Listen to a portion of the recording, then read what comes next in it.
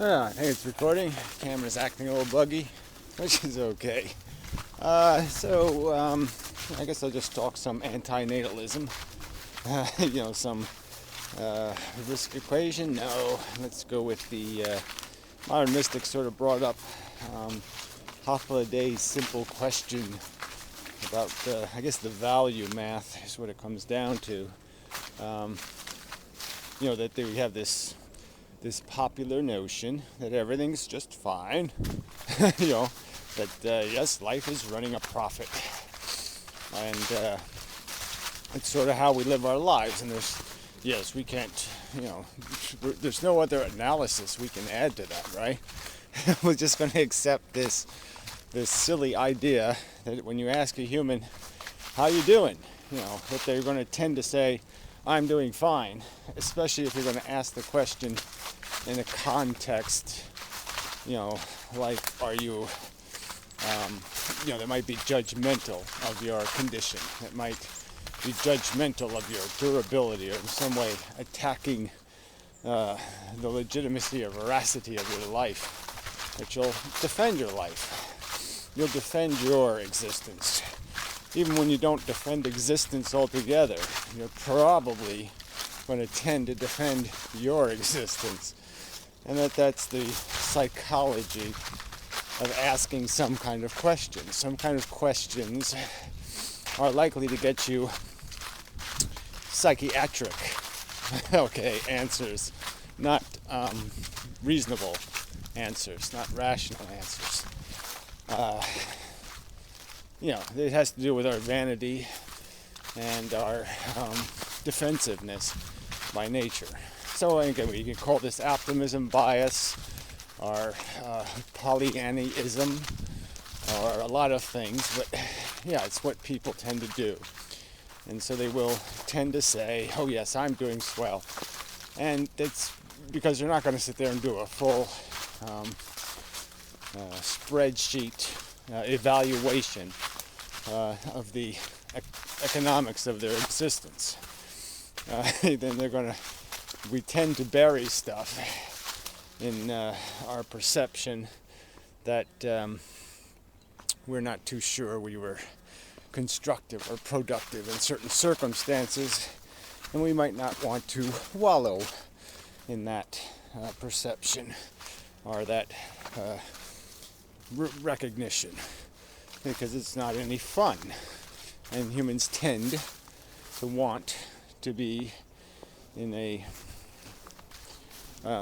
take a more fun attitude towards their life, and they tend to lie.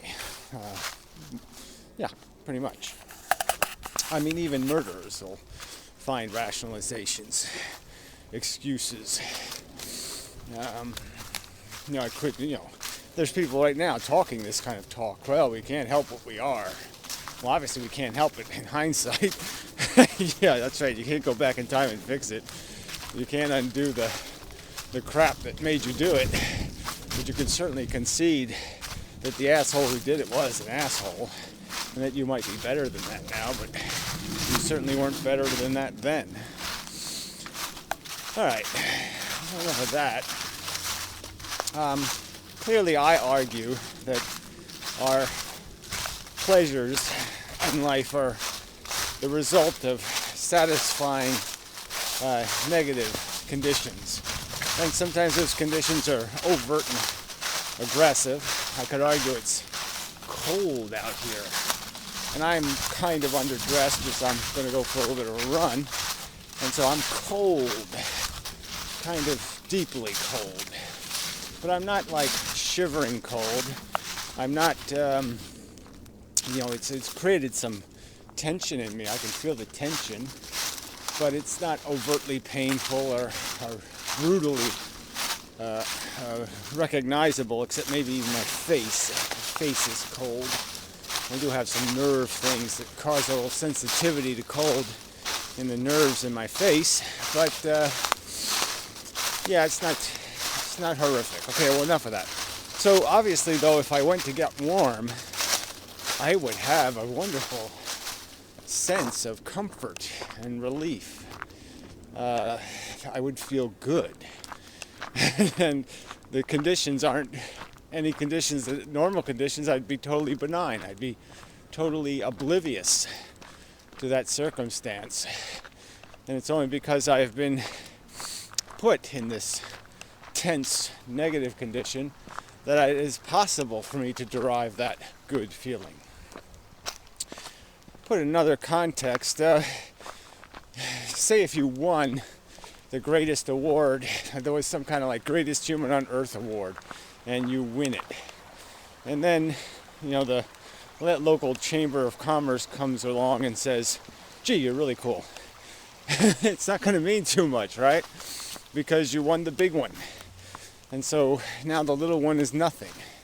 And we have tons of little circumstances in our life like that, where things that we would have been pleased with, or things that would have been nothing, are made into something or nothing based on the context of what else we got. So we got something that, just satisfied us. And once satisfied, something else that would have given us some pleasure gives us no pleasure, because we're no longer needed. Our ego has been satisfied, and in that satisfied condition, the donut's no longer food, kind of thing. Your appetite has been suppressed and satisfied, and there's no longer a perception of value. I could argue that this happens for a few moments after the act of sex. You might feel a little bit, what the hell is she doing in my bed? But it wears off quickly enough. You're back in the game again, and so everything's okay. But there's that moment of, gee, I don't need anybody in here. I don't have any use for any of this. And it's sort of a piece of evidence of how fickle, how just barely circumstantial this mechanism is, that it's all circumstantial, that the value is just perception of need. And so I'm just arguing that these people who are defending their life are doing so out of a negative condition. It's not that they are completed and actualized and satisfied that makes them defend their life. It is because they are exactly the opposite and can't resolve themselves, can't satisfy their appetite. They're still hungry, so they must defend it, because they're defending their incompleteness and their need to complete, something like that. Anyway, so enough, I think, for now.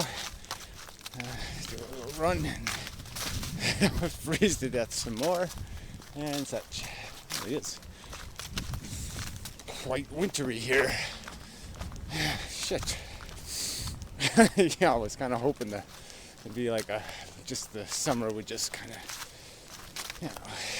pretend the calendar hadn't changed. I'm doing that because I need it. I need to escape reality. I don't wish to endure it. I wish to reject it. So anyway, I shall be back and such. Whoa! I think it's working. Yeah. Anyway, a little buggy like me. So I think I could dispose of a dead possum. The bunch of buzzard the turkey vultures had gotten to. So too bad I missed that. I could have been good for a filming. Yeah, we have a lot of them now. I don't know, it's some sort of phenomenon. I don't know what went on here, and they're in big giant herds of 100 or more. And it's just kind of strange when they're circling overhead or something. To have the vultures circling. But anyway, so it's still very cold, a bit breezy, and really quite nasty. Anyway, as is life.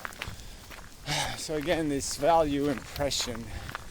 I guess I have to come up with some sort of really carefully worded explanation of the zero-sum nature, because there is very few events in our lives where you could say you're happy or pleased where it isn't because of some burden removed.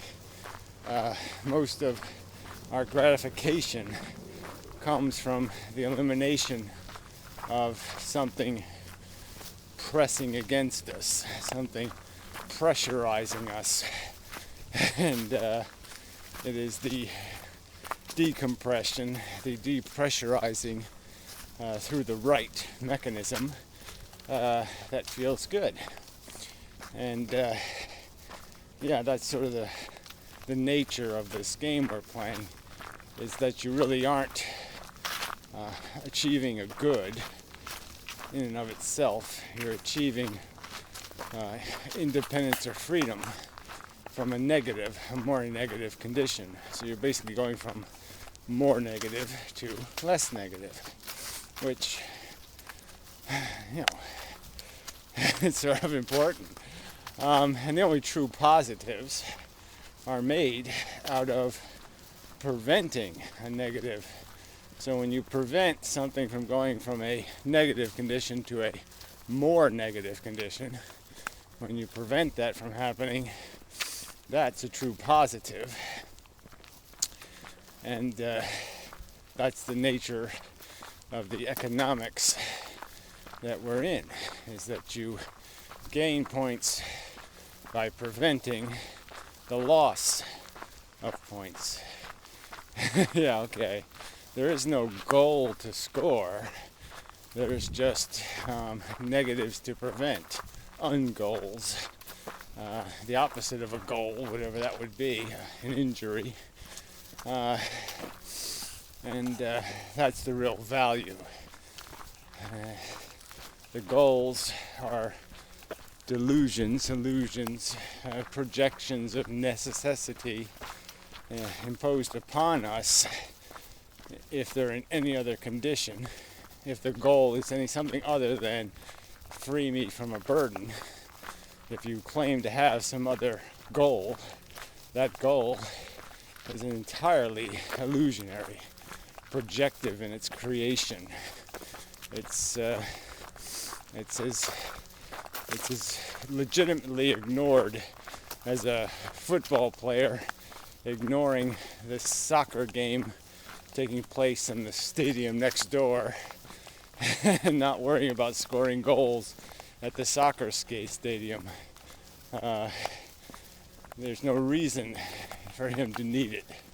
There's no reason, there's no logic for him to be concerned that he's not scoring any goals in the soccer game.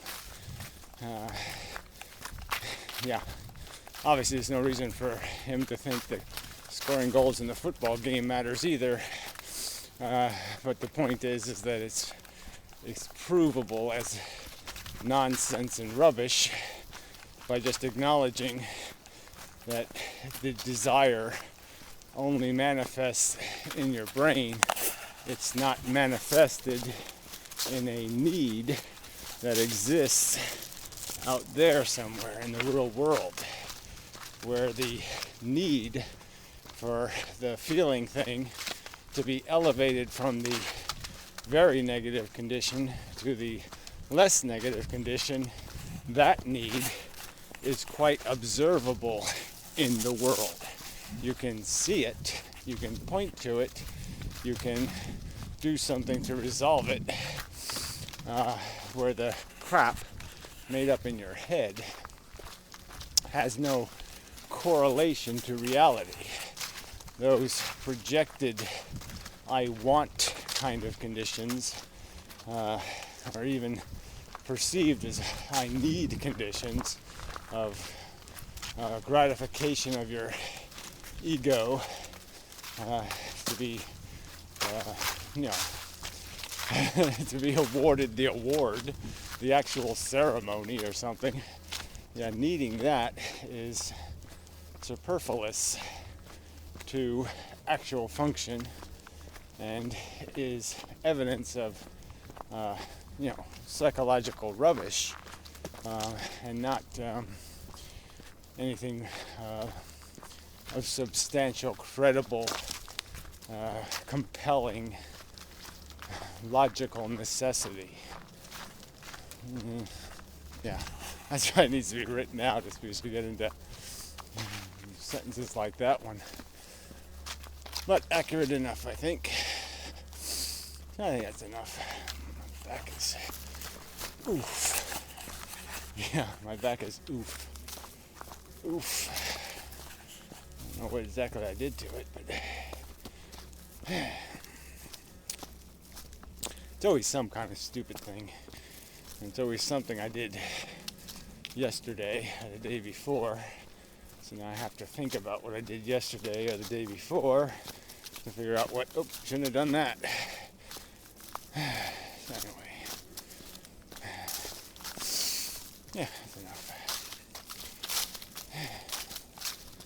Anyway, till the... Oh, yeah, I guess I should point out, Matt, geez, seems kind of an important subject on the subject of antinatalism. Who might return closed this account? Totally strange. Another guy didn't even say goodbye. Just so damn rude. I mean, really. Fuck. I guess we were kind of joking around in Stickham, about how much I wouldn't miss him. If and I was critiquing his emotionalism over derived energy a little bit. And, but I think he took all that okay, so I don't think that had anything to do with it. But, yeah, who knows? I mean, I think he struggles with his own dichotomy problem. I think he's very, has mixed emotions on these subjects and mixed thoughts and mixed conclusions. And I think that's why he's indulging in the conversation, in spite of having 4 kids. And, you would think he would have a compelling interest in, embracing the game he's playing instead of, analyzing the game when you're already 4 kids into the game. I think it's time to quit analyzing and just get to your business. But, who knows? But, I will miss him, kind of. I mean, I won't miss the roller coaster of, I won't say emotional roller coaster, but there was a little bit of that in the gameplay he played. He played kind of a personal game, which I don't really want to play. And, but, without playing the personal game, you don't get invested much either. You lose the ugly with the beautiful in a way, and that's a lot to compromise or sacrifice in having conversations. So you don't want it to be too clinical. You want it to be a little personal. But anyway, just strange. I would like clarity. I would like people to be direct. I don't like making this up. I don't like making up explanations. I just wish people would give nice, straight, clear ones. But anyway, till next time, and such, and so forth, and whatnot.